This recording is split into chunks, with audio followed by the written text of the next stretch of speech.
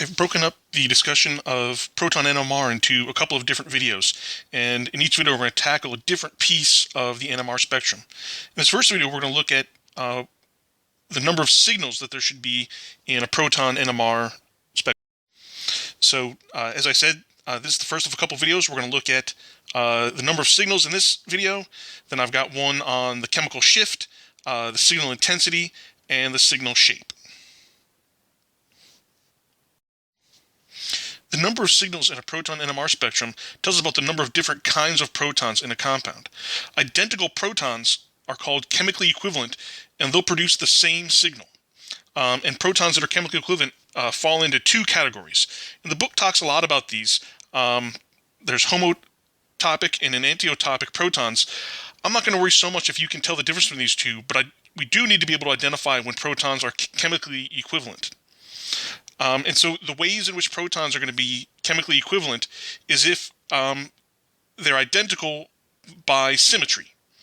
And so for homeotopic protons, these are protons that are identical if an axis of symmetry can exchange them. And so these are all examples of homeotopic protons. In the first case, right, if we have an axis of symmetry right down the center of the molecule here, right, and if we rotate about that axis, we can exchange these two protons, and so they are chemically equivalent. Same thing in this one. If there was an axis going right here, if I rotate about that axis, I can swap these two protons, so they would be chemically equivalent. Same thing for these two protons. In the case of the methyl groups on this, right, if I had an axis coming out of the plane of the screen, right, and I rotated about that axis, then I could exchange these two protons, and so, or these protons on the methyl group, and so they would be chemically equivalent. Protons are enantiotopic if the molecule has a plane of reflection, and so if we had a symmetry plane here, I could exchange those two protons, and so they would be chemically equivalent. All right, so to determine if protons are equivalent, essentially, the first thing we want to do is look for any rotational symmetry, and then the second step would be to look for plane of symmetry. Again, I'm not going to care so much if you know these terms. I just want you to be able to identify when protons are chemically equivalent.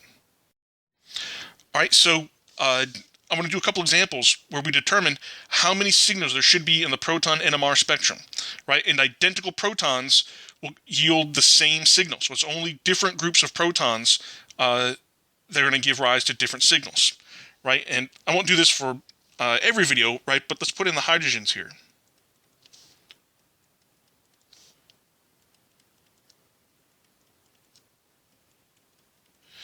Right, and so the first thing we want to do is look for any rotational symmetry. And I think we have a rotational axis right down going through this chlorine and the hydrogen. And if I rotate about that, right, I can exchange these two protons from one another, and I can exchange these two protons from one another. Right, but now these two protons are different from these two protons, right, because they're different distances from the chlorine. And then the same thing with this one, right? When we look at the rotational axis, it's not exchanging with anybody.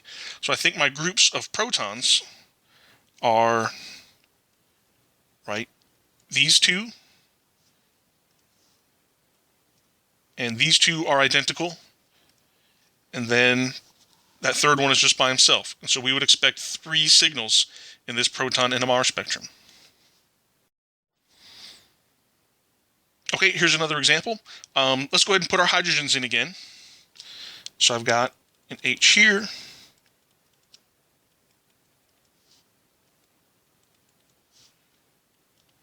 And I've got methyls here on the ends. And when we look for rotational symmetry, I think I have a rotational axis similar to the last problem going right through here, right? And that will exchange this proton for this one. It'll exchange this proton for this one. So at the very least, these two are equivalent. These two are equivalent. But I have another rotational axis here. And so I can exchange these two and these two. So that means that all 4 of these hydrogens are equivalent, right? And then this rotational axis also exchanges these, the hydrogens from these methyl groups. So I think, right, I have all of these hydrogens are identical, as are the hydrogens on the methyl groups, And so I would expect there to be 2 signals in the proton NMR spectrum for this compound. All right, we have 1, 2, 3, 4, 5, 6, 7. We have heptane. And we want to know how many identical protons we have. I think the methyl groups on the end are going to be identical. Then we have, I'm imagining sort of a rotational axis here that goes through the middle, and so I can exchange CH2s on these guys.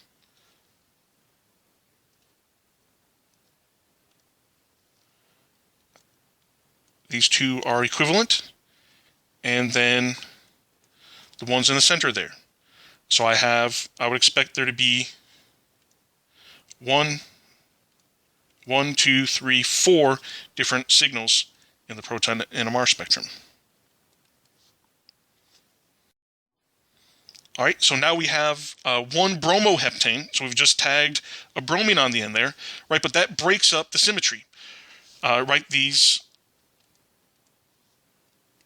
These two were equivalent before, but they're not anymore, because obviously, these guys aren't right next to a bromine, right? But then also where these were equivalent before, now because of the presence of the bromine, these hydrogens are going to be closer to the bromine, and so that broke up a lot of our symmetry. And so these are all going to be different protons chemically. And so then we're going to expect 1, 2, 3, 4, 5, 6, 7 signals in our proton NMR spectrum. All right, here's another example. And when we look for the different types of symmetry, right, I think there's a rotational axis going right through the center of the screen, right? And so I can exchange the 2 methyl groups, and then I can exchange these hydrogens for one another as well. So I think in this case, we have 1, 2 groups of hydrogens. So there should be 2 signals in the proton NMR spectrum. All right, so this is a little bit more complicated molecule. And let's remember where our protons are in this case, right? I've got an H, and an H, and an H, and an H. They're showing the H's coming off the double bonds there, right? And I've got a CH2 and a CH3 coming off here. So if we focus down here first, I think we do have some rotational symmetry, right? Because I can rotate about this single bond. So I think this hydrogen is identical to this one. So that's one group. These hydrogens are also identical, but because they're different distances from the OH, or they're different distances for this stuff coming off here, right? The green and the red are not identical. Let's get another color here, right? The OH is going to be another group. These 2 hydrogens are not identical, right? This one is on the same carbon that has, this big benzene ring. This hydrogen is on a carbon that's also got an ethyl, right? So they are not identical. Let's get some more colors. So that hydrogen